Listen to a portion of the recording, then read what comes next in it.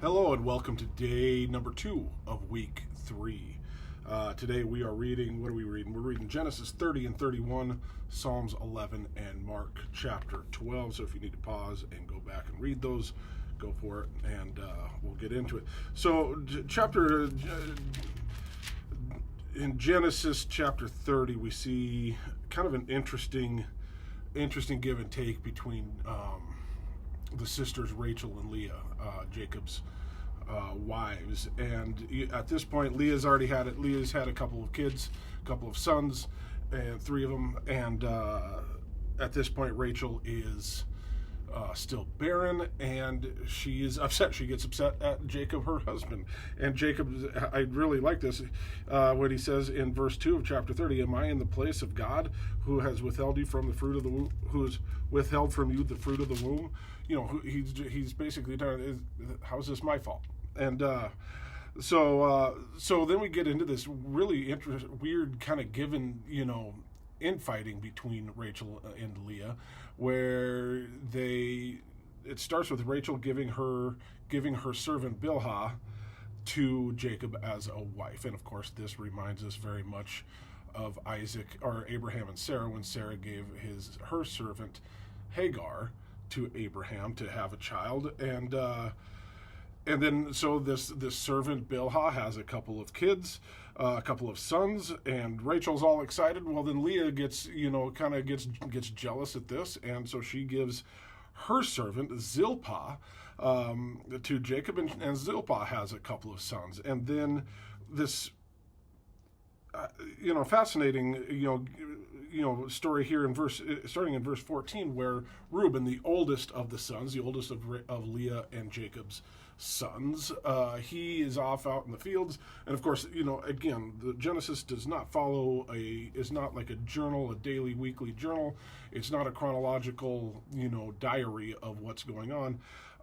So obviously this is years and years and years after Reuben. Reuben is old enough, obviously, to be out in the fields, and he comes back with these mandrakes, and Rachel really wants them, and so Leah basically sells Rachel the mandrakes so that she can go sleep with her husband Jacob. God sees this and says, you know what, we're going to give Leah another one. So she ends up having Issachar, and then one more time she has Zebulun, and then the daughter. And this is interesting because we don't see this very often. We're going to talk about this multiple times here in the Old Testament. We don't see women named very often in the Old Testament. And so Dinah, we are going to obviously deal with Dinah here in a little bit.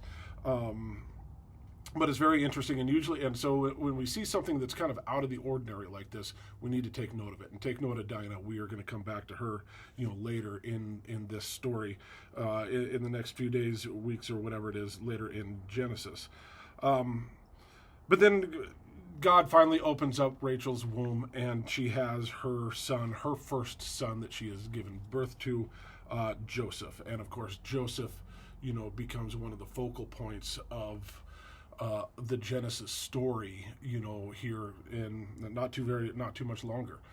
So obviously this is a big moment, but just some weird infighting. And I think that, for me, a lot of it comes down to the humanity of these people. We read about these. We read these stories that are thousands of years old, and we kind of put them on, have them in this weird, not on a pedestal, but we have it kind of separated. But, these sisters, these wives, are having a lot of the same. You could imagine it would be the same issues if this was going on today. And so just a lot of this jealousy and infighting that's going on. And then, of course, we see how Jacob gets wealthy, through working for his father-in-law, Laban. He's been with him for at least 14 years now, if not even longer. We know we had to work 14 years to get the daughters and the wives. And then chapter 31 gets into the story of Jacob fleeing from Laban and their arguments about it. Jacob kind of fleeing in the night with his wife and kids. Wives and kids. And I really liked, I think my biggest takeaway from this was how the wives, Leah and Rachel, basically said, you know what, we're going to go with you, and we're going to do whatever your God tells you to do. Good obedience there from them. So the chapter ends with Jacob and Laban agreeing to part company. erecting this covenant stones pillar to commemorate their, their agreement that Jacob is going to return finally back to his homeland. And of course, then we're going to get into him reuniting with his brother Esau, and all the issues go with that, and that'll come tomorrow. So we're going to flip over to Psalm 11. Of course, I'm not going to read the entire psalm. It's a short one, but it's a powerful psalm for the faithful, that we can have confidence in God. We can have confidence in God even in our struggles. If we're having hard times, this is one of those, that we can come back, maybe make a little note of that, to come back and read that when you are having a hard time. We all have hard times. We're all, none of us are, we're certainly not promised, to have an easy life. And so for me, that final verse 7 of Psalm 11, for the Lord is righteous, he loves righteous deeds, the upright shall behold his face. So stay strong even in those hard times, because the Lord is faithful. So flipping back into Mark chapter 12, and just a lot. And Mark, where some of the other gospel writers, especially, the first three, the synoptic gospels, Matthew, Mark, and Luke, where they all kind of follow, some kind of similar storylines. Mark really kind of hits these, like boom, boom, boom. And so we have, there's just a lot, and we're not going to go into each and every single one of them. A lot of them are kind of, self-explanatory in a way, like the paying taxes to Caesar, giving, give to Caesar what is Caesar's, give, for what, what. Verse 17, Jesus said to them, render to Caesar the things that are Caesar's, and to God the things that are God's.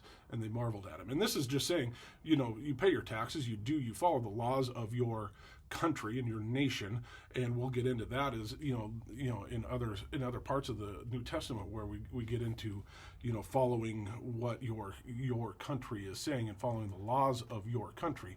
But this is just kind of reiterating that God's kingdom is above everything else. So we got like your country, your city, your state, your nation, and then God's kingdom is above all of that. So you give Caesar what is Caesar's, but God's kingdom goes above all of that. And then the great commandment, and we're going to spend a little bit of time here. So this scribe, and of course this is, Jesus has been, kind of blowing things up. This is Passover week. Jesus is kind of, stirring the pot a lot, and that's kind of the point here. And it's one of the scribes comes up, and he's talking to him, and the scribes being one of the, think of like a lawyer or, an educated person in the church, and likely in the line of the Pharisees. And we'll get into, maybe later in this week, we'll get into who the Pharisees are. So the scribe is asking him, what is, he butters him up a little bit, and he asks him, what's the greatest commandment? And Jesus answers in verse 29, the most important is, hear, O Israel, the Lord our God, the Lord is one. That harkens back to Deuteronomy. And you shall love the Lord your God with all your heart and with all your soul and with all your mind and with all your strength. The second is this, you shall love your neighbor as yourself. There is no other commandment greater than these. And really, these two commandments, there's 600 some odd laws that are written in the Old Testament, the Mosaic law. And Jesus basically brings them all down to two. Love your God, period. Love your neighbor, period. And really, that kind of encapsulates all of the laws. Because if you love your God, you're not going to go against your God. If you love your neighbor, you're not going to you're not going to murder your neighbor. You're not going to commit adultery with your neighbor. You're not going to steal from your neighbor. If you do these two things, you are going to pretty much follow all of the old ancient laws. Of course, it's a lot of the ceremonial laws that Jesus kind of gets rid of in a way. And of course, we're going to get much more into that. That's especially when we get into the Sermon on the Mount in Matthew, is really big on that, on Jesus fulfilling the law. But it just comes down to, if you love your neighbor and if you love God, then you're going to do the right things, right? So that's kind of the point of that one. And then beware of the scribes. This is another big one for me, starting in verse 38. It's just a couple of verses, and this really goes to being careful of who you listen to and who you follow. There are a lot of people out here, on social media and in churches and in things that kind of say the wrong things, and they interpret they don't even read the Bible, and they pick and choose. More specifically, they pick and choose what they want to study in the Bible, and then they disregard things that they don't agree with. Well, tough. The Bible is the Bible, and that's just God's word. And so, really be careful of that. And then it ends with this great example of the widow's offering. That she came up and she just dropped a penny, 2 small copper coins, which make up about a penny. And just an example of giving everything you have to God. And it might not seem like a lot, but to God knows, and God recognizes that you're giving everything you can. And go back to the wealthy, how hard it is for the wealthy to get into heaven. And and then of course we can get back into the Beatitudes, where the meek shall inherit the earth, all of that.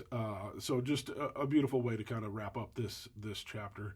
And so we'll come back for day 3 of week 3. Will be Genesis chapters 32 through 34.